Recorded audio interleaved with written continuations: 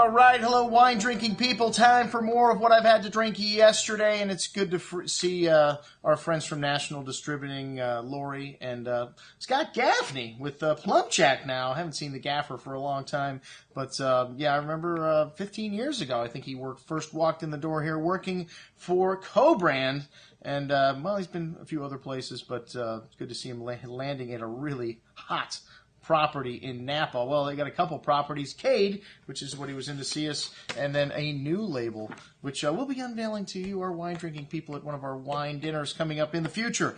But first, Breggo, Riesling from the Anderson Valley, and yeah, not very cleverly named. It's got a goat on it or something, which is what Breggo means. And anyways, a typical Riesling, though, a little bit of that beeswax and honeysuckle note to the ripe peach and apricot fruit, notes of sea salt like minerality there. Good amount of fresh tree fruit on the tongue with a nice touch of sweetness. And then that acidity cleaning things up there, that beeswax and a little that slaty minerally kind of note on the finish. A very good little Riesling, and I don't know what price it was. I didn't get any pricing, but we'll put it on here once we get the reviews up there. The Cliff Lede Sauvignon Blanc up next, and this is a hot property. The winery is located in the Stag district.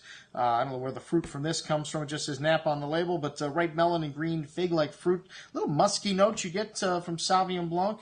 Like a peeled onion, and then fresh baled hay, and a little bit of vanilla spice there too. Maybe this wine sees some barrique, but nice complexity on the nose for a Sauvignon Blanc. Ripe melon and fig fruit showing through on the tongue with nice weight and texture on the palate here. A nice savory kind of pink grapefruit citrusy notes, and as well as that salty nuance on the finish, leaving the tongue salivating for food. Very good juice. The Cliff Lede Cabernet Sauvignon Stag's Leap District coming up next, and this is from the Twin Peaks Vineyard as well as the Hillside Terraces of their Poetry Vineyard. It's 100% Cabernet Sauvignon, and this wine has got a good amount of that fresh, earthy, loamy nuance. You get this 2010, a classic vintage in Napa Valley. It's going to need a little bit of time. Some lovely red currant berry fruit, some cigar box spice, nice complexity on the nose here. I like this 2010 vintage a lot. Good amount of that currant and cassis berry fruit on the tongue, showing with layers of spice, fresh earth, nice complexity, a little milk chocolate, toasty oak spice showing, really nice balance, smooth and round on the tongue. Fairly accessible, but this wine needs a little time. Some tannin showing up at the end. But nicely balanced, excellent juice. All right, and then the Cade wines, they've got a label just entitled Napa, which is from Purchase Fruit, and then their Howell Mountain, which is where the estate is, and that's all their estate fruit. Well, maybe exception of a little bit of fruit from some of their neighbors up there.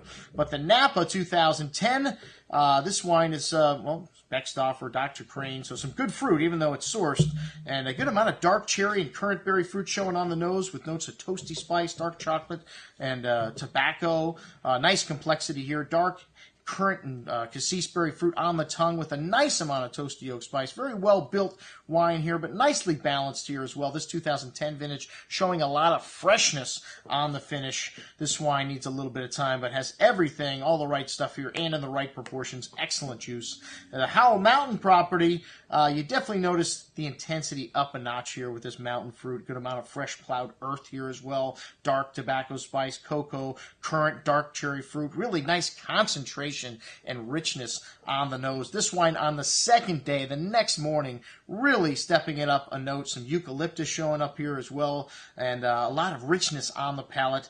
Dark, dense fruit. A bit dry at the end. Like I said, these 2010s need a little bit of time, but it's got everything in proportion. Most excellent juice. All right, that's what we had to drink with our friends from Cade and Plumpjack Winery and Republic National Distributing. I'm your host, Andrew Lampasoni, signing off for the Wine Watch, saying remember, always drink the good stuff first.